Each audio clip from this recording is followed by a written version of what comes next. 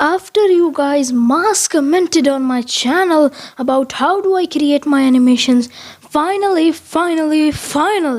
I have started a series in which I'll be teaching you how you can create ultra realistic animations just like me, or just like Drini Masi, or just like Coco Animation.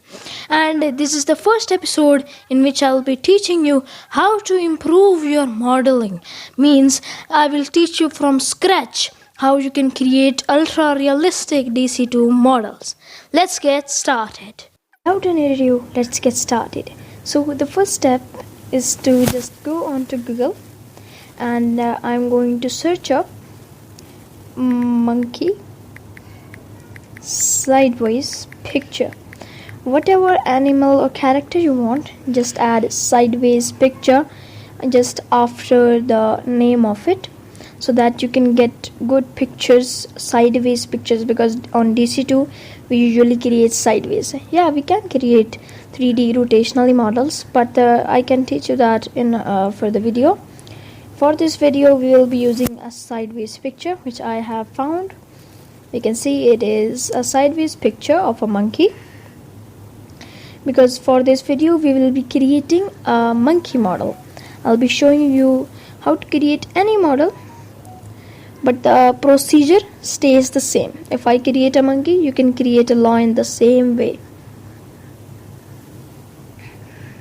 Just tap on this plus button on your IBS Paint text. I usually like to use this, and plus I'll use this size, and after clicking on this we'll go here layers.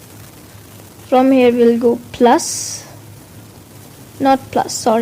we'll go camera option, because before adding a layer we need the picture so that we can trace it and create a good looking model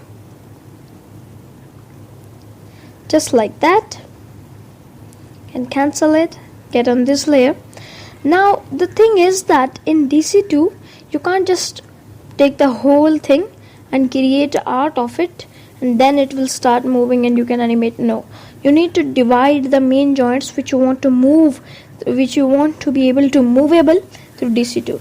Like if I want the legs to be movable, I will create them differently, and if I want that if I want to follow the formality and divide it into two, so that better movements can be done, then I will divide it like this. The top two, the legs two, the face will be whole, and for this I think I will create a stat.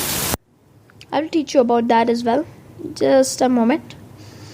Before we should clear out this layer and create a new layer. I will make it sideways. If you want you can do this. Now for our tracing, it is not as easy as it looks. If I talk about tracing, we will not go ahead tracing a model like this, because it takes a lot of time, and for beginners it is literally too much difficult. Let's go back to orientation, and we will click on this hand button, and from here we will click on this bezier curve. After this, create a new layer which I am already on, and we will start from the back of the monkey, because that is going to be the point which we'll add first. So we will go from here. Size should be 1 pixel, and I'm using ballpoint pen. Okay, we will trace it just like this.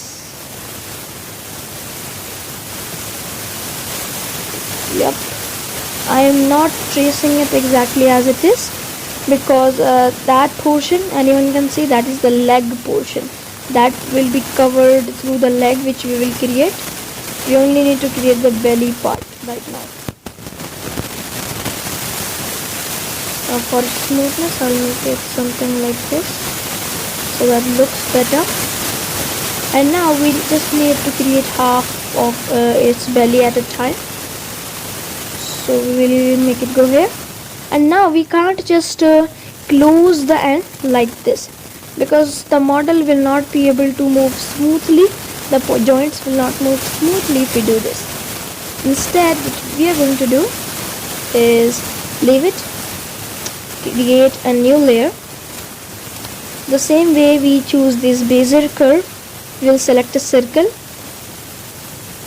create a circle almost the size of the line. Now we can go in here, move layer, and we can adjust it according to our needs. I just want it to have a circlish end so that it is more adjustable.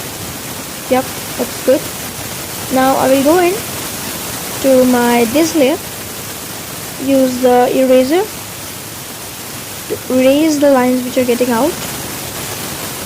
I'll go here, erase the lines which are getting out from here as well.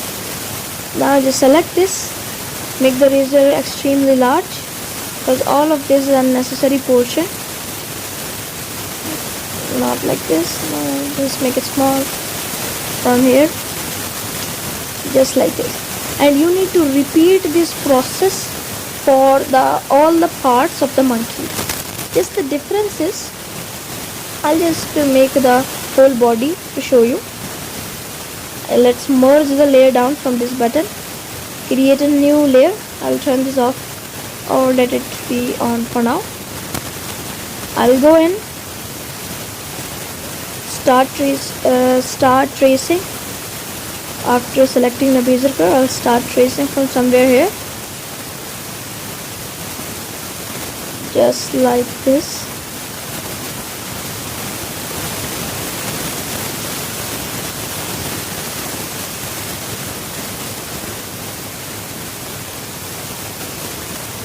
Let me complete it real quick. Yep. Now the difference is that over here we made the end by looking at it and not the circle, but for this portion we will make the start of the circle but the end of as it is, because we have got that, right? We need that portion. And for the legs, for both sides, let me just show you as a rough example. That for the legs we will do this, and then we will do this, and after doing this we will have circles over here. Let me just turn it off. One circle here, one circle here, and the joints will be complete. Same thing, like this. And if you want, you can add the paws with it, or if you want more flexible model, then you can just do a circle and like that, something like that. You can create it very easily. I'll remove this whole layer. Let me just go out and trace all of the parts of the body, and then I'll meet you in a second. Now we have completed the whole outlining. I'll show you. You can see I have completed the outlining of each and every body part of the monkey character we have got. The face was a little frontish, that is why I made it on my own. You can just download another picture of a sideway face and you can trace that out if you want, but I've done it. And right now we have just flat outlines. Now what we want to do is we need colors in it. So if we long press in IBS Paint X, you can select a color. We need to have an average color which should look good on it. I'll take a color from here because it looks good. Now you can see this color has been here, and now I'll go here, click on this arrow, go down and drag and drop it somewhere here so that it's safe and it doesn't go anywhere. And now we need a color for the face. I will select this, do the same procedure. I will save it with it, and now we need a color for the foot, because foot are occasionally a little different color. Now we have got it. We will make the tail eventually, but that is not the necessary part here. That is why I skipped that. We can make a tiny tail. So after this whole outlining procedure, I will just remove all these outlines. I'll just disable them by the eye feature. Now we will just go in, remove this, and what now we need to do is that we need to add the color to all of the outlinings we have done accurately, because we have selected those colors. We'll just go select on this, and we will go in and select this bucket feature. So from the bucket here, you can just fill in the colors. If you want to adjust the bucket of strength or expansion, you can do from here.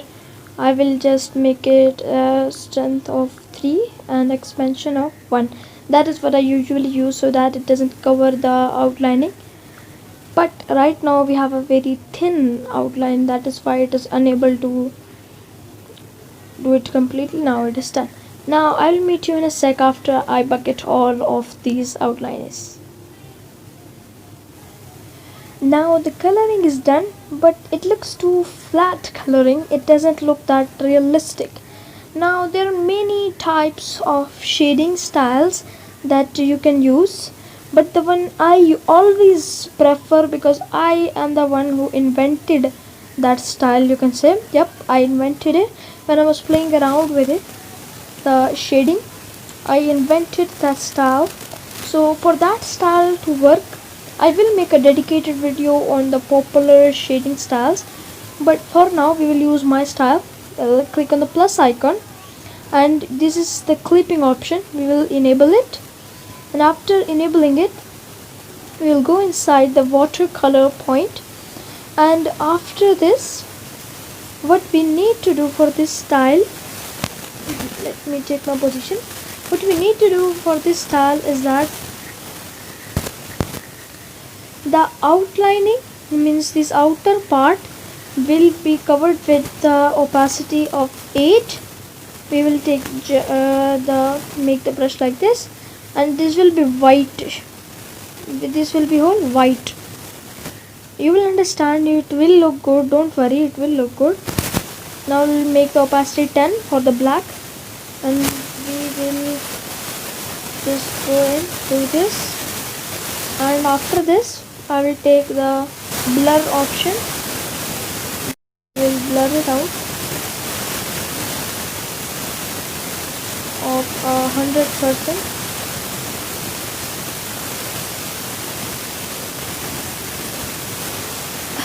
sorry. I did it a little wrong, because I was doing the modern shading style that I was thinking of using, but it